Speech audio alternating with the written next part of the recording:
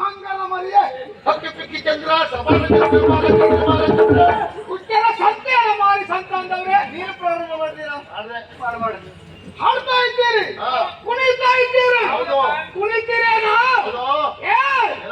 ಹೆಚ್ಚಿಗೆ ಕುಣಿಲಿಕ್ಕೆ ಹೋಗ್ಬೇಡ್ರು. ಈ ಮಾತು ಹೇಳುದು ಯಾರು? ಮೊದಲು ಬಹಳ ಕುಣುದು, ಈಗ ಕಾಲ್ಗಂಟು ಶುರು ಆದ್ರೆ ಅವ್ರ ಬಾಯಲ್ಲಿ ಬರುವ ಮಾತಿದೆ, ನನ್ನ ಮಂಡಿ ಚಿಪ್ಪ ಸೌದು ಹೋಗಿದೆ, ನೀವು ಕುಣಿಲಿಕ್ಕೆ ಹೋಗ್ಬೇಡಿ, ನಿಮಗೂ ಹಾಗೆ ಆಗ್ತದೆ. ಯಾಕೆ ಮನಸ್ಸಿಗೆ ನಾಂಟು ಮಾತಾಡ್ತೀವಿ? ನಮ್ಗೆ ದೇವರನ್ನ ಮಾಡಿ ಹೇಳ್ತೀನಿ, ನಾನು ಬಹಳ ಅಪಾಯಕಾರಿ ನೆನಪಿಟ್ಟುಕೋ. ರಾಜಕುಮಾರಿ ಮತಿವಂತೆಯಾದಂತ ನೀನು ಮತ್ತೆ ವಿಹೀನ ವರ್ತನೆ ಮಾಡುವುದು ನಿನಗದು ಭೂಷಣವೇ ಕೇಳ್ತೇನೆ. ಹಾಗಲ್ಲ ಮಂಡವಂತೆ ಅನ್ನೋರು ಹಂಡೆ ಸುದ್ದಿ ಮಾತಾಡಿದ್ರು. ನಾವೆಲ್ಲ ಇದು ಸಂಪ್ರದಾಯವನ್ನು ಉಳಿಸಬೇಕೆಂದು ಕಾರಣಕ್ಕಾಗಿ ಹಗಲು ರಾತ್ರಿ ಕಷ್ಟಪಡ್ತಾ ಇದ್ದೇವೆ. ಸಮಯ ಸಿಗಲ್ಲ ಅವಾಗಲೇ. ಆದ್ರೆ ನೀವೆಲ್ಲ ಸರ್ವನಾಶ ಮಾಡ್ತಾ ಇದ್ದೀರಲ್ಲ. ಹಾಡುವ ಹಾಡಿಗೂ ಕುಣಿಯುವ ನರ್ತನಕ್ಕೂ ಧರಿಸಿರುವ ದಿರಿಸಿಗೂ ಯಾವುದು ಹೊಂದಾಣಿಕೆ ಇಲ್ಲ. ನೋಡ ನೋಡ ಆ ದಿರಿಸೊಮ್ಮೆ ನೋಡ. ಬರುವಾಗ ಮಧ್ಯಾಹ್ನದ ಹೊತ್ತಿನಲ್ಲಿ ನೋಡಿದ್ದೇನೆ, ಹೆತ್ತಾರಿ ಬದಿಯಲ್ಲಿ ಅಲ್ಲಲ್ಲಿ ಕತ್ತಿ ಮಾರಿಕೊಂಡವರು ಸಣ್ಣ ಸಣ್ಣ ಬಿಡಾರ ಹಾಕಿದ್ದಾರೆ.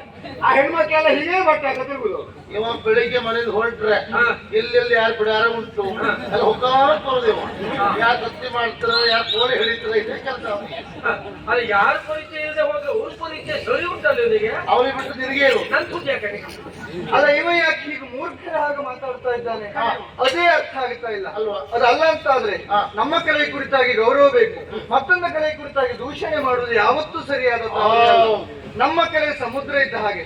ಈ ಸಮುದ್ರ ಅಂತ ಆದ ಮೇಲೆ ಹಳ್ಳದ ನೀರು, ಕೊಳ್ಳದ ನೀರು, ನದಿಯ ನೀರು ಎಲ್ಲವೂ ಸಮುದ್ರವನ್ನೇ ಹೋಗಿ ಸೇರ್ತದೆ. ಹಾಗೆ ಸಮುದ್ರದಂತಿರುವಂತಹ ನಮ್ಮ ಕಲೆಗೆ ಮತ್ತೊಂದೆಡೆಯಿಂದ ಯಾವುದನ್ನಾದ್ರೂ ನಾವು ಪಡೆದುಕೊಂಡೇ ಉಂಟಾದ್ರೆ ಅದು ತಪ್ಪಾಗುತ್ತೇನೋ. ಗುಣಕ್ಕೆ ಮತ್ಸರ ಇಲ್ಲ, ಒಳ್ಳೆಯದಂತಾದ್ರೆ ಎಲ್ಲಿಂದ ಬೇಕಾದ್ರೂ ಪಡೆದುಕೊಳ್ಳಬಹುದು. ಇಲ್ಲಿ ಕೊರತೆ ಉಂಟು ಅಂತಾದ್ರೆ ಬೇರೆ ಕಡೆ ತರಬಹುದು. ಇಲ್ಲಿ ಬೇಕಾದಷ್ಟು ಇರುವಾಗ ಬೇರೆ ಕಡೆ ಕೊಡುವಷ್ಟಿರುವಾಗ ಮತ್ತೆ ಬೇರೆ ಕಡೆ ತರುವುದು ಯಾಕೆ? ಸಮುದ್ರದ ಆಳದಲ್ಲಿರುವ ಮುತ್ತೊಂದು ಹೆಕ್ಕಿ ಅದಕ್ಕೊಂದು ಶೋಭೆ ಕೊಡುವುದನ್ನು ಬಿಟ್ಟು ಎಲ್ಲಿಯ ಬಿದ್ದ ಸುಣ್ಣದ ಚಿಪ್ಪನ್ನು ತಂದು ಅದಕ್ಕೆ ಶೋಭೆ ಕೊಡೋದು ಅಂತ ಹೇಳ್ಬೇಕಾ? ಬರೀ ಸುಮ್ಮನೆ ತಿನ್ನಿಸ್ತೇನೆ ಮಾಡ್ಕೊಂಡು ಸಾಯಿ. ನೀವು ಇದನ್ನೆಲ್ಲ ಹಾಳು ತೆಗಿಲಿಕ್ಕೆ ಬಂದಿದ್ರಿ, ಮತ್ತೆ ಜೀವಮಾನಕ್ಕೆ ನಿಮ್ಮನ್ನು ಸರಿ ಮಾಡ್ಲಿಕ್ಕೆ ಆಗುದಿಲ್ಲ ಅಂತ ಗೊತ್ತಾಯ್ತು. ಆದರೂ ದುರ್ಗಾಪುರದಲ್ಲಿ ಯಾವುದೇ ಸಾಂಸ್ಕೃತಿಕ ಕಾರ್ಯಕ್ರಮ ಆಗುದಿದ್ದರೂ ನಮ್ಮ ಸಂವಿಧಾನಕ್ಕೆ ಒಂದು ವಿಷಯ ಮುಟ್ಟಿಸ್ಬೇಕು. ನೀನು ಸಂವಿಧಾನ ಯಾವುದಪ್ಪ ಅದು? ನನಗೆ ಅಂತ ಹೇಳಿದ್ದ ಕ್ರಾಂತಿಕಾರಿ ಪುರುಷ, ಹೋರಾಟಗಾರ ಪಿನಾಕ. ನಮ್ಮ ಅನುಮತಿ ಪಡೆದಲ್ಲಿ ಕಾರ್ಯಕ್ರಮ ಮಾಡುತ್ತಿರುವುದು ತಪ್ಪು. ನಿಲ್ಲಿಸ್ತೇನೆ ನಿಲ್ಲಿಸ್ತೇನೆ ಆತ ನಿಲ್ಲಿಸ್ತೇನೆ. ದುಷ್ಟನ ಬಗಲುವುದೇ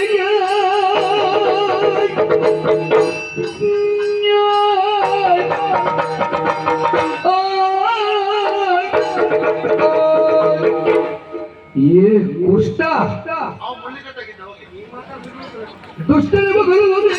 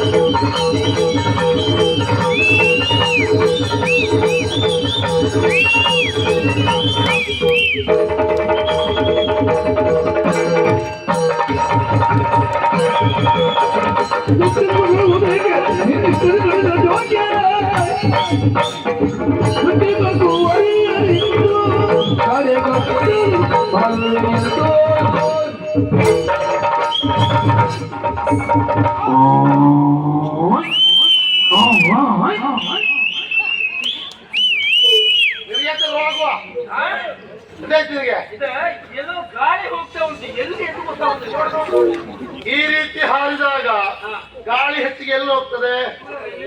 ನೀ ಮೂಸ್ ಮಾಡ ನೋಡು. ಜೀವಮಾನವೇ ಮೂಸೆ ಹೋಗಲಿಲ್ಲ, ಮೂಸಳ ಸಂತಾನ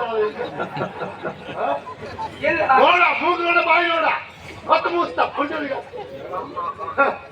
ನಾನು ಹಾರುವಾಗ ಪೀಕ್ನಿಂದ ಬರೀ ಪೀಕ್ ಮಾಡುದಲ್ಲ, ಒಂದು ಇಷ್ಟು ಬೇಡ, ಒಬ್ರೊಬ್ಬ 4 ಹಾರಿಕೆ ಇರ್ತದೆ. ಜೀವಮಾನಡಿ ಮೈಕೇರು ಮಾಡ್ಕೊಳ್ಳೇ ಇಲ್ಲ. ನಾನು ಹಿಂದೆ ಸುತ್ತಾಗ್ತಿರ್ತಾ ಬಿಟ್ರೆ ಮೈಕೇರು ಮಾಡ್ಕೊಳ್ಳೋದಿಲ್ಲ. ಮೂರ್ಖ ನಿನ್ನ ಬಂದ ಬದುಕಿಗೆ ಹೋದಲ್ಲಿ ಹೆದ್ದಾರಿ ಅಡಿ 10 ಚಕ್ರದ ವಾಹನರಿಗೆ ಸೈನ್ ಮೊದಲು ನಂಗೆ ಹೇಗೆ ಅಂತ ಗೊತ್ತಾಗಲ್ಲ. ಮತ್ತೆ ನೀವು ಬಿದ್ದು ವರ್ಷ ಜಾಡಿಸಿ ಕುಳಿತೇನೆ ಇರ್ತೇನೆ. ಅದೇ ನಾನು ಮಾಡ್ರೆ ನೀವು ಬೇಡ ನಾನು ಹೇಳ್ತೀನಿ ನಾವು ಮಗ. ಏನೋ ಹಾಕಲಿಲ್ವಾ? ಆಕ್ಷೇಪ ಹೌದು. ನಾನು ಹಾಡ್ತಿದ್ದೆ, ಹಾ. ಯಾವ ಕಾರಣಕ್ಕೂ ನಾನು ಹಾಡುವುದು ಸರಿಯಲ್ಲ. ಹಾ. ಯಾಕೆ ಹಾ. ಹಿರಿಯವರಿರುವಾಗ ಯಾವ ಕಾರಣಕ್ಕೂ ಹಿರಿಯವರು ಹಾಡಬಾರ್ದು. ಒಳ್ಳೆ ಮಾತಾಡಿದ್ದ. ಒಂದು ಕೆಲಸ ಮಾಡುವ, ನಾಳೆ ಸ್ವಲ್ಪ ಬದಲಾವಣೆ ಮಾಡುವ. ಏನ ಹಿರಿಯವರ ಸಂಬಳವು ಹಿರಿಯರು ತಗೊಳ್ಳ. ಇದು ಸಂಬಳದ ವಿಷಯ ಪ್ರತ್ಯೇಕ ಆಯ್ತು. ಅದಾಗುದಿಲ್ಲಲ್ಲ, ಆ ವಿಷಯ ಬಂದಾಗ ಜಾಗ್ರತೆ ಆಗ್ತೀರಿ ನೀವು. ಅವನಿಗೆ ಮಾರಕ ರೋಗ ಮತ್ತೆ ಬಂತು ಅಂತ ಯಾರು ಸಂದೇಶ ಕಳಿಸಿದ್ದಾರೆ. ಯಾಕೆ? ಬಟ್ಟೆ ಹಾಕೊಂಡಿರ್ತಾಳ ಏನು? ಅದಾದ್ರೂ ಬಿಡುವ. ಹಾ. ಮತ್ತೆ ಯಾರ ಮನೆ ಹುಟ್ಕೋಗಿದ ಪುಣ್ಯಾತ್ಮ. ಯಾಕಪ್ಪ? ಎಲ್ಲಿ ಒಂದು ನಾಯಿಗೆ ಅನ್ನ ಹಾಕೋ ಪಾತ್ರೆಗಳು ತಗೊಂಡಿದ್ದಾನೋ ನಾನು ತಗೊಳ್ಳಿಲ್ಲ. ಅದು ನೀನು ಬಂದೆಲ್ಲ ಅದು ಕೇಳ್ಕೊಂಡು ಬಂದೆ. ರಾಶಿ ಮುಚ್ಚಿದ. ಆದ್ರೆ ಆಗಿಂದ ಗಮನಿಸ್ತಾ ಇದ್ದೇನೆ, ಏನು? ನೀನು ಇಷ್ಟೂ ಮಾತಾಡ್ತಾ ಇದ್ದೆ, ಹಾ. ಒಂದೂ ಮಾತಾಡದೆ ಹಾ. ಈ ಕೊನೆಗೆಲ್ಲ ಮುಗಿಸಿ ಅಲ್ಲಲ್ಲಿ ಬಾಯಿ ಹಾಕ್ತಾ ಇದ್ದಾನೆ ಹಾ. ಎಂಬಾಗ ನಾನು ತಿಳಿದುಕೊಂಡ ಸತ್ಯ ಏನು ಗೊತ್ತಾ? ಏನು? ಅವನು ಕಷ್ಟಪಟ್ಟು ಅಡಿಕೆ ಸಸಿ ನೆಟ್ಟು ಅದಕ್ಕೆ ನೀರು ಹಾಕಿ ಗೊಬ್ಬರ ಹಾಕಿ ಅದರಿಂದ ಫಲ ಪಡೆಯದೆ ಹಾ. ಪೂರ್ಣ ಬೇರೆ ಮನೆ ತೋಟದಲ್ಲಿ ಅಡಿಕೆ ಹಾಕಿ ಜೀವಮಾನ ಕಳೀತಾ ಇದ್ದಾನವ.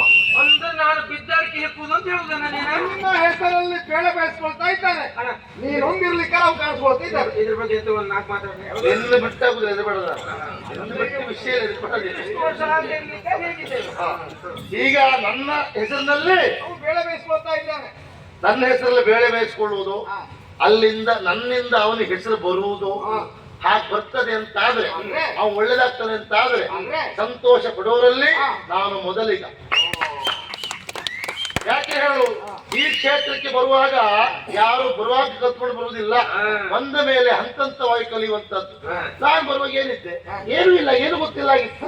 ಹಾಗಂತ ಇಲ್ಲಿ ಬಂದ ಮೇಲೆ ನಮ್ಮಿಂದ ಹಿರಿಯರು ಏನು ಮಾಡ್ತಾರೆ ಎಂಬುದನ್ನ ಕಷ್ಟಪಟ್ಟು ನಿತ್ಯ ಬಿಟ್ಟು ಬೆಳಗುರಿ ನೋಡಿದ್ರಿಂದ ಈ ಕ್ಷೇತ್ರದಲ್ಲಿ ಇವತ್ತು ಹೊಟ್ಟೆ ತುಂಬಾ ಅನ್ನ ಸಿಗ್ತಾ ಹೋಗ್ತದೆ. ನಾನು ನಿನ್ನ ಹಾಗೆ ಇಲ್ಲ ಅತ್ತಿಗೆ ನಾವು ಮೊದಲು ಬರುವಾಗ ನಿನ್ನ ಹಾಗೆ ಎಂತದ್ದು ಇರ್ಲಿಲ್ಲ. ನಾನು ಅಲ್ಲಿದ್ದವ್ರನ್ನೆಲ್ಲ ನೋಡಿ ಕಲ್ತ್ಕೊಂಡು ನಿನ್ನ ಹಾಗೆ ಇಷ್ಟು ಮೇಲ್ ಬಂದಿದ್ದಾನೆ. ನನ್ನ ಸಾಲ ಬೇರೆ, ನಿನ್ನ ಸಾಲ ಬೇರೆ. ನಾವೆಲ್ಲ ನೋಡುದು ಇತ್ತೀಚೆಗೆ ನೋಡುವ ವ್ಯತ್ಯಾಸ ಉಂಟು. ಏನು ಹೇಳು, ನಾವು ಬೆಳದ ತನಕ ನಿಜವಾದ ನೋಡಿದ್ದು, ಈಗ ನೋಡುದು ಯಾರೋ ಮಾಡಿಬಿಟ್ಟದ್ದು ನೋಡುದು. ಹೌದು, ಯಾಕಂದ್ರೆ ಅವ್ರು ಇಲ್ಲಲ್ಲ ಈಗ. ಯಾಕೆ? ಯಾರು ಹೇಳುದು? ಹೌದು. ಇದ್ದಾರೆ, ಯಾರು ಇದ್ದಾರಪ್ಪ, ಕೆಲವರು ಇದ್ದಾರೆ. ಯಾರು ಹೋದ್ರಿ ಬಿಡು. ಇದ್ದಾರೆ. ಹಾ. ಈಗ ಇನ್ನದೇ ನೋಡ್ಬೇಕಾಗ್ತಲ್ಲ ನಾವು. ಯಾರ ಅವು ಇವು ಅಂತ. ಹಾಗಲ್ವಾ? ಏತ್ಯಾ, ಏತ್ಯಾ. ಸಾಲಿಗೆ ಬೆಂಕಿ ಹಾಕ್ತೀರಾ? ಕೇಳಿದ. ಅದಲ್ಲ, ಏನ್ ಬಿತ್ತರಿಕೆ ಹಾಕೋಂದೇವ, ಅದಲ್ಲ, ಅದಕ್ಕೆ ತೋಟ ಮಾಡ್ತಿದ್ದಾವ. ಜಾಗ ಸಿಕ್ಕಿಲ್ಲ, ಹುಡುಕ್ತಾ ಇದ್ದ. ನಾವು ಸಾಯೋರು ಸಿಗ್ಲಿಕ್ಕಿಲ್ವಾ ಅಂದ್ರೆ ನಿನ್ ವಿಷಯ ಗೊತ್ತಿಲ್ಲ. ನೀವು ಒಪ್ಪಿಗೆ ಕೊಡ್ಲಿ, ಹಾ. ನಾಳೆ ದಿವಸ ಇವರು ತೋಟದಲ್ಲಿ ಒಂದೇ ಒಂದು ಅಡಿಕೆ ಇರಬಾರ್ದು. ಅಡಿಕೆ ಮರ ಹಚ್ಚುದು ಅದು ಗೊತ್ತಿದ್ದೇ ನಾವು ಸಸಿ ಹಾಕಲೇ ಇಲ್ಲ. ನಾನು ಗೊತ್ತು ನೀ ಕೊಯ್ತಿ ಅಂತ ಹೇಳಿ. ಏನಂದ್ರೆ ನೀನು ಆಕ್ಷೇಪ ಮಾಡ್ತಾ ಇದ್ದೀಯ. ಯಾರನ್ನ? ನಿಲ್ಲಿಸ್ತೇನೆ. ಆಟ.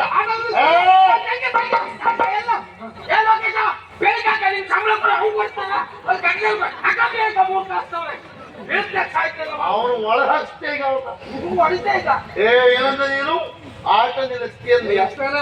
ನಿನ್ನ ಕತೆ ಬಿಡು. ನಿನ್ನಂತದ್ ಎಷ್ಟೇ ಹುಟ್ಟಿ ಬಂದ್ರು ಈ ಕಲೆಯನ್ನು, ಈ ಆಟವನ್ನು ನಿಲ್ಲಿಸ್ಲಿಕ್ಕೆ ಯಾರಿಂದಲೂ ಸಾಧ್ಯ ಇಲ್ಲ. ಯಾಕೆ ಹೇಳು, ಇದು ಮನುಷ್ಯರು ಮಾಡಿದ ಕಲೆ ಅಲ್ಲ, ದೇವರಿಂದಲೇ ಬಂದಂತ ಕಲೆ. ಕಾಲಕ್ರಮೇಣ ಬದಲಾವಣೆ ಆಗ್ತದೆ. ಯಾವ ರೀತಿ? ಕಾಲಮಿತಿ ಆಗ್ತದೆ.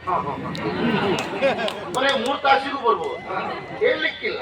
ಹಾಗಂತ ಅಳಿಯುವ ಪ್ರಶ್ನೆ ಇಲ್ಲ. ಕಾರಣ ಮೊದಲಿಂದ ಹಾಗಿಲ್ಲ. ಈಗ ವಾತಾವರಣ ಬದಲಾದ